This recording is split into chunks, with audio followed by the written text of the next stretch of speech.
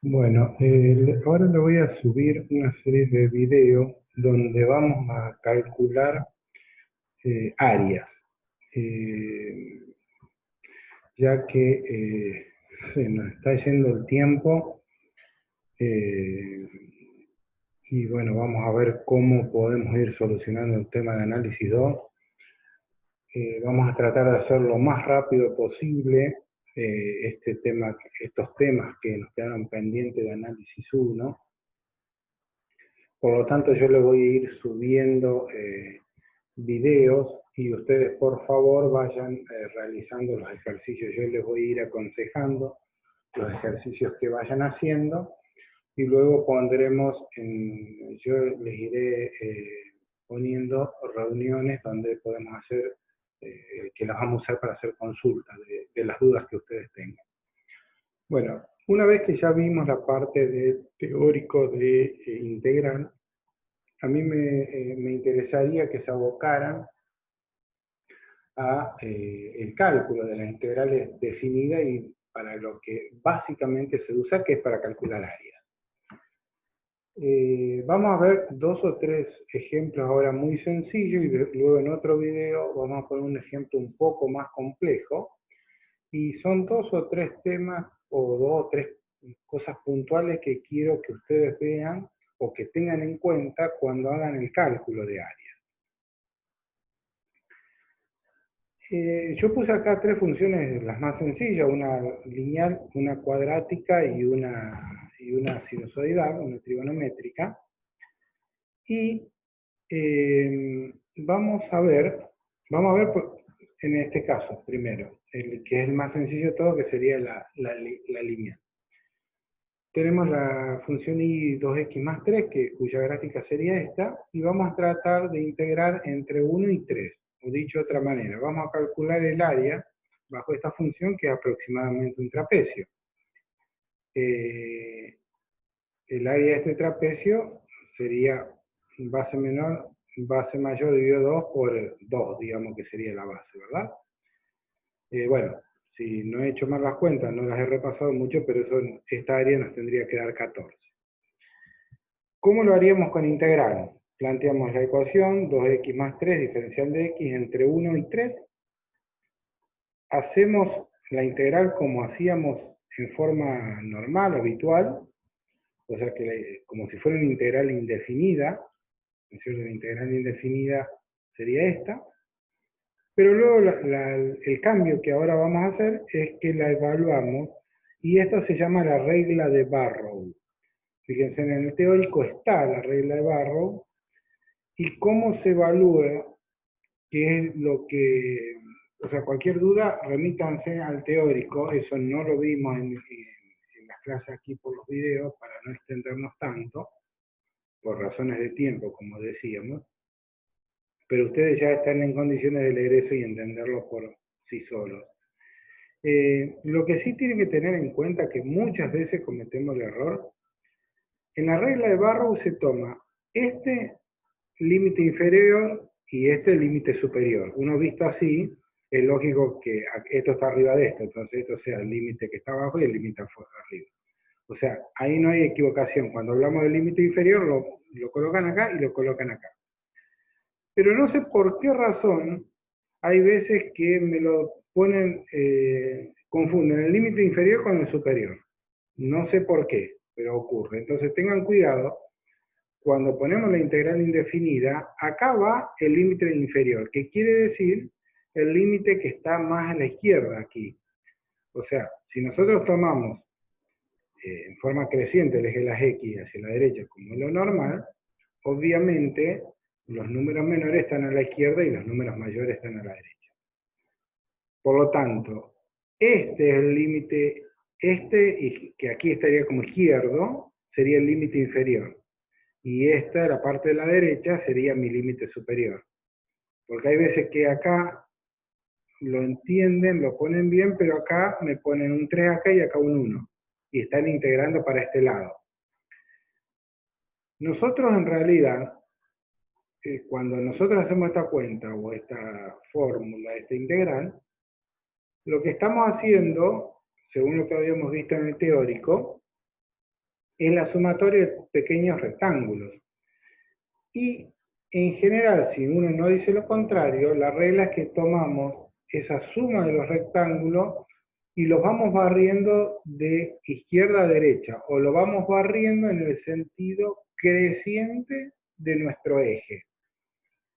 ¿Por qué les digo eso? Porque ahora,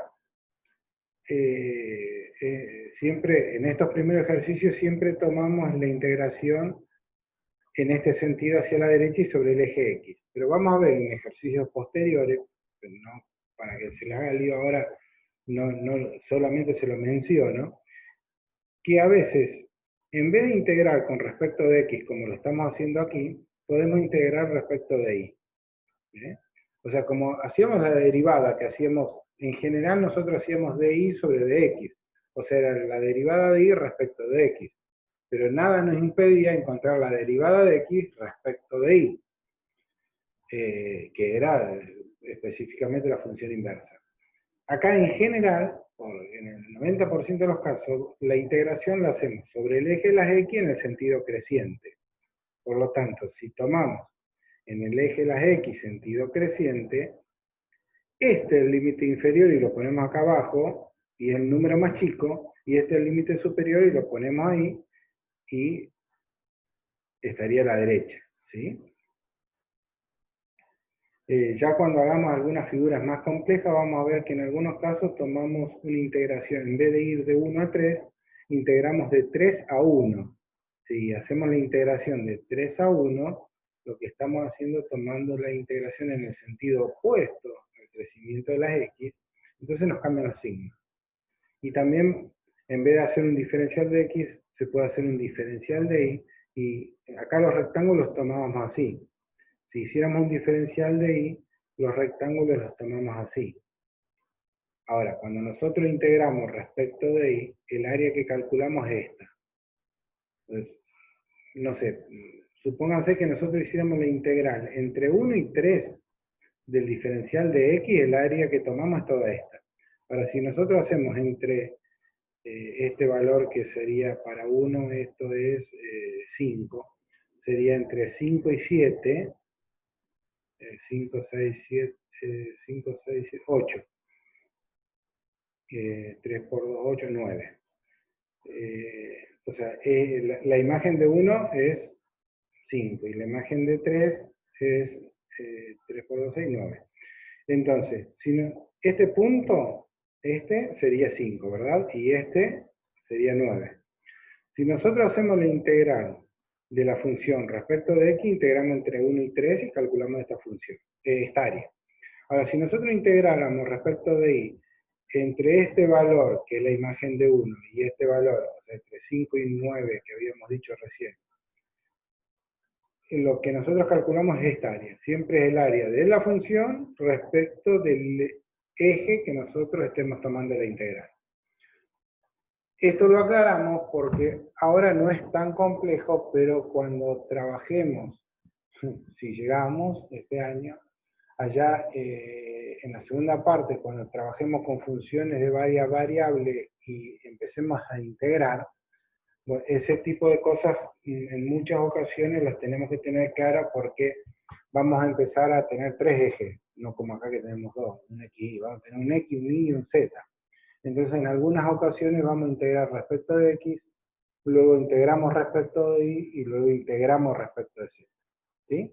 O sea, para ahora lo que nos tiene que quedar en claro que siempre es el área de la función respecto del eje que nosotros hacemos la integral. Como les decía, en general, siempre, en la mayoría de los casos, lo hacemos respecto del eje de las X, ¿sí? Pero no siempre va a suceder eso. Bien, entonces hacemos la integral entre 1 y 3 y en la regla de Barrow, ¿qué se hace? Se pone la integral indefinida como si hubiésemos hecho la integral indefinida con cualquiera de los métodos que sabíamos resolver. Y luego evaluamos esta función en 3 y le restamos la evaluación de esta misma función en 1. Eso es lo que hice acá. Evalué en 3, o sea que sería esta parte, menos esta función evaluada en 1. En 1 y en 1. esta cuantita, esta suma algebraica me daría el área. ¿Sí? Bien. Acá no revestiría ningún mayor inconveniente. En el caso, y fíjense que ya me da el signo, porque me da más 14. Si esta función hubiese estado aquí, y yo hago la integral entre 1 y 3, cuando yo hago esta cuantita me tiene que dar menos 14. Eso es lo que decíamos. O sea, es un área, pero el área como concepto geométrica, lógicamente es cero o positivo, no puede ser negativo.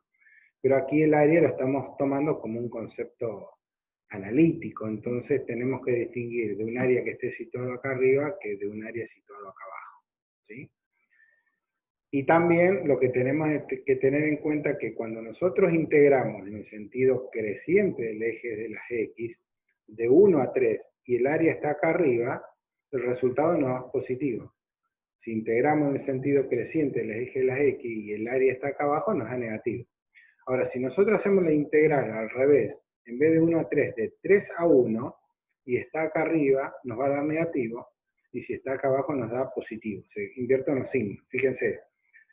Si yo hago, esta es la integral entre 1 y 3. Ahora, si yo hago la integral entre 3 y 1, el límite inferior ahora pasa a ser 3 acá, y acá 1.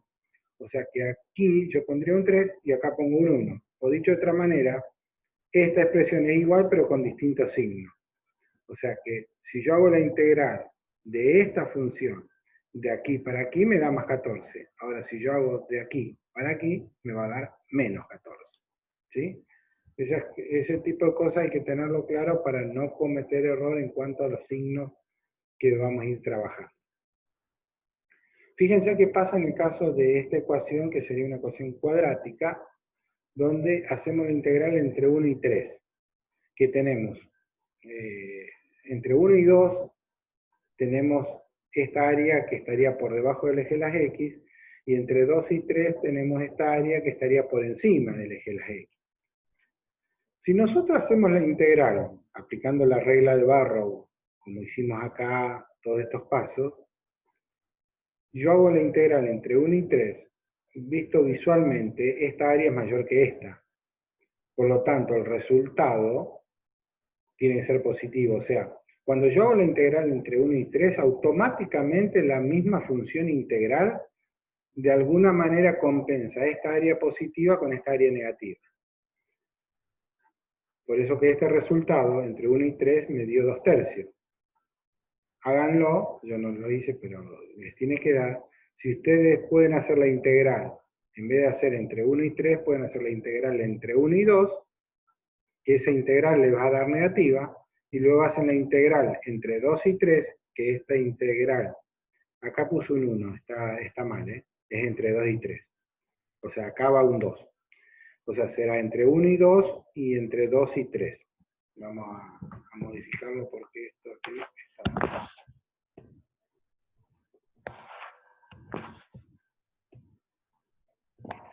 O sea, cuando yo hago la integral entre 2 y 3, esto me va a dar positivo, y cuando hago la integral entre 1 y 2 me va a dar negativo. De tal manera que cuando sume esto, nuevamente me va a volver a dar 2/3.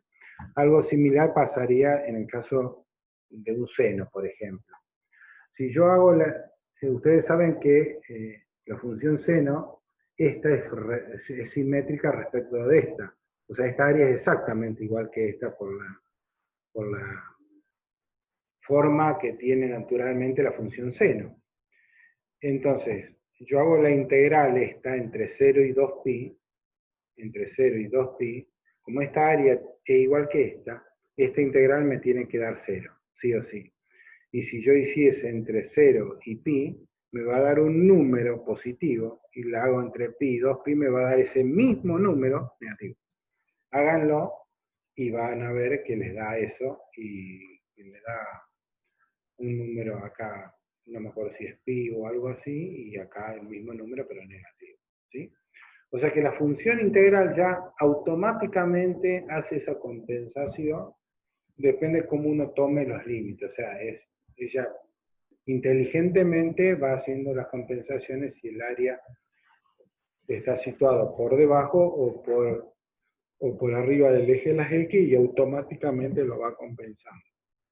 Entonces vamos a ver que en algunos casos nos conviene particionar las integrales, en otras no, depende el tipo de problema que se nos plantee. Entonces, ahora miren este videito y por favor, si pueden, luego de haber entendido este video, hagan como trabajo, hagan en la página 366 y 367 de Sadowski hay unos ejemplos.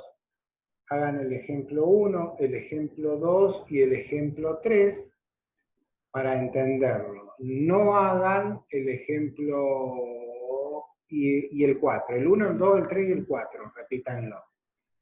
Sin mirarlo del libro, lógicamente. No hagan ni el 5, ni el 6, ni el 7, ni el 8, que eso merece una explicación aparte. Yo les voy a subir un videito y vamos a hacer el número 7, que figura en la página 369, pero lo vamos a hacer de una forma un poco distinto para entenderlo con más profundidad que de la forma que lo resuelve Sadowski, que obviamente está bien, pero quiero hacerle una aclaración de ese ejercicio. Primero vamos a hacer el 7 y después probablemente hagamos el 5, que es también muy interesante, y el 8, por último. O sea, es muy importante, yo diría que si entienden con profundidad estos 8 ejemplos que da aquí Sadowski, es como que ya pueden resolver cualquier ejercicio relacionado a áreas e integrales. Es importante que los entiendan en profundidad esos 8 ejemplos que sabiamente, como siempre, Sadowski los ha elegido. Nos vemos en la próxima, chicos.